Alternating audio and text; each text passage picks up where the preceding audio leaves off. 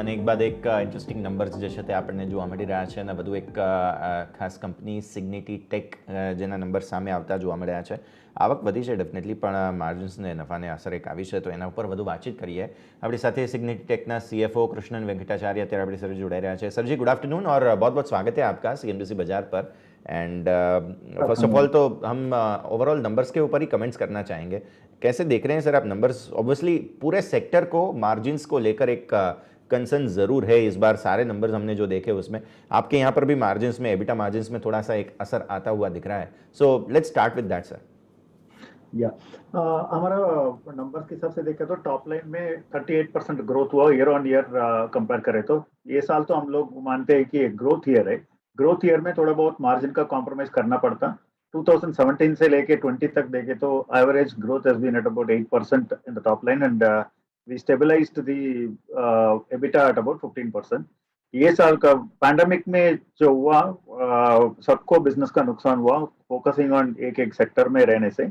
हम लोग sectoral investment के लिए बहुत इन्वेस्ट करके सेंटर ऑफ एक्सलेंस में वो लास्ट 18 महीने से हम लोग बहुत सारा इन्वेस्टमेंट करके उसको बिजनेस ट्रांसफॉर्मेशन करके हमारा जर्नी 2021 टू 26 में हम लोग 500 मिलियन जर्नी का ट्रांसलेशन करने का एक डिसीजन लिया. उसके हिसाब से इन्वेस्टमेंट जो करा ये साल में क्या हुआ, एडिंग प्रेशर क्या हुआ कि 1% 2% ज्यादा लूज करना पड़ा कि क्योंकि लोगों को रिटेन करने के लिए. वो तो माहौल ऐसा था मार्केट में कि लोग जो मिल रहा उसके हिसाब से हम लोग रिटेन भी करना, रिक्रूट भी करना. उसके वास्ते वो टेपर हो जाएगा हमारे हिसाब से जो दिख रहा जुलाई अगस्त का टाइम फ्रेम में टेपर हो जाएगा. तो ओवरऑल देखे तो for the sector there is margin pressure, but I think we are not exception. हमारे तरफ से तो ये ग्रोथ ईयर है. ग्रोथ ईयर में थोड़ा बहुत कॉम्प्रोमाइज करके हम लोग इंजन को फायर करके देखा कि कैसा होता बोल के. उसके लिए 38% का ऑर्गेनिक ग्रोथ मिला हमारा.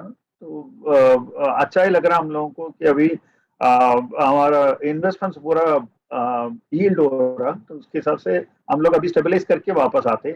ये साल में एक 1.5% 2% का जो वन टाइम कॉस्ट है, वो वन टाइम कॉस्ट आपको रिपीट नहीं होगा. वो निकाल के देखे तो हम लोग 12% तक एबिटा रहते हैं. बाकी 2-3% हम लोग ऑप्टिमाइज करने के लिए देख रहे कि क्या उसके हिसाब प्लानिंग भी कर रहे हैं हम लोग. वही है समरी. पूरी इंडस्ट्री में देख रहे हैं कि एक एट्रिशन की जो रेट है वो काफ़ी रहा है प्रॉब्लम उसके लिए.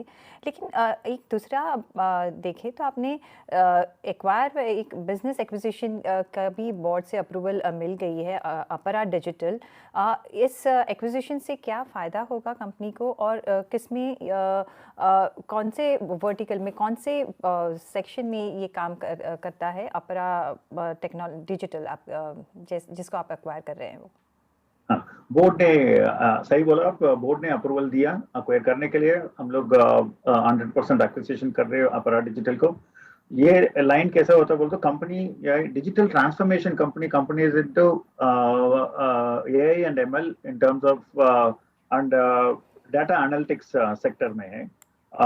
There are set of professionals of 70-75 लोग है. पूरा फुल स्टैक डेवलपर्स है एंड उन लोग जंप स्टार्ट करके बहुत सारा प्लेटफॉर्म्स भी बना के रखा. उसके हिसाब से लेस देन 3 इयर्स में उन लोग तकरीबन 3 मिलियन का रेवेन्यू, 20% का एबिटा में काम चल रहा है उन लोगों का.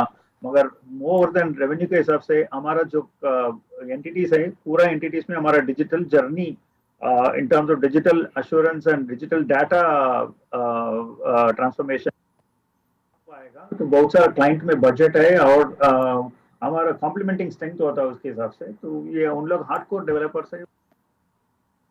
जंप स्टार्ट होता है बिजनेस. तो एक्सेलरेशन हमारा जर्नी में 4-5 साल में 500 मिलियन आते वक्त क्वालिटी एश्योरेंस में 70% रहता. 30% का तकरीबन हम लोग का सॉफ्टवेयर डेवलपमेंट उसके लिए बहुत हेल्प करेगा. तो बोलते पैशनेट प्रोफेशनल्स, इंडस्ट्री एक्सपीरियंस से प्लेटफॉर्म डेवलप करके रखे. तो उसके हिसाब से अच्छा क्लाइंटेल भी है और ऑर्डर बुक पोर्शन भी उन लोगों का 7-8 मिलियन जाने का भाई बहुत स्कोप है. ये साल में 3 साल में उन लोग भी 25 स्कोप है.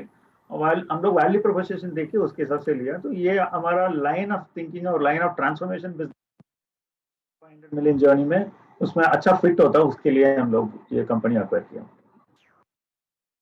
और इंटरेस्टिंग एक्विजिशन है। ऑल कैश डील जो होती हैं, वैसे भी हम देख रहे हैं कि आईटी में आजकल ऑल कैश डील्स ज़्यादा हो रही हैं और आप भी उसी दिशा में आगे बढ़ते हैं। और अब सर बाकी नंबर्स के हिसाब से देखें तो और आने वाले वक्त में कोई M&A एक्टिविटीज़, मर्जर एक्विजिशन में आप पार्टिसिपेट करना चाहेंगे? बैलेंस शीट के कैश को सिचुएशन कैसा देख रहे हैं यहाँ से आने वाले वक्त में, कृष्ण सर?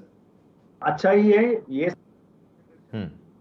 कंपेयरिंग टू 2021 22 में थोड़ा बहुत कम हुआ, क्यों बोलते, रिसीवेबल्स में थोड़ा ज्यादा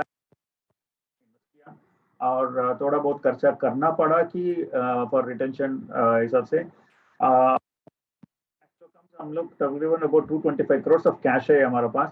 और M&A के बारे में सोचे तो जो भी M&A हम लोग सोच रहे बोर्ड के हिसाब से एक्सचेंजेस को इन्फॉर्म करके कर, averse to M&A. We are trying to look at a qualitative M&A, जैसा अपरा डिजिटल का किया।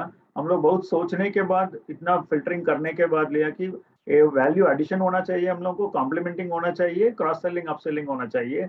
और ये इंडस्ट्री और ये बिजनेस है ह्यूमन ब्रेन के हिसाब से रहता, उसके हिसाब से हम लोग कल्चरली जो सेट होता, फिट होता, उसके इसलिए देख के लेना। आजकल का valuation north of 3 times 4 times revenue सब लोग रेस करके वैल्यूएशन बोल रहे हैं। हम लोग सबको फिल्टर करके अच्छा फिट जो हो रहा है उसके हिसाब से, ग्रोथ पाथ के हिसाब से ले रहे। मगर फ्यूचर का M&A में हम लोग का 500 मिलियन का जर्नी में 30% कम से कम हम लोग इनऑर्गेनिक ग्रोथ के हिसाब से ही प्लान करा budget. We are not averse to any kind of an M&A, but we are very open. As we start generating cash, we can also leverage our balance sheet and obtain cash.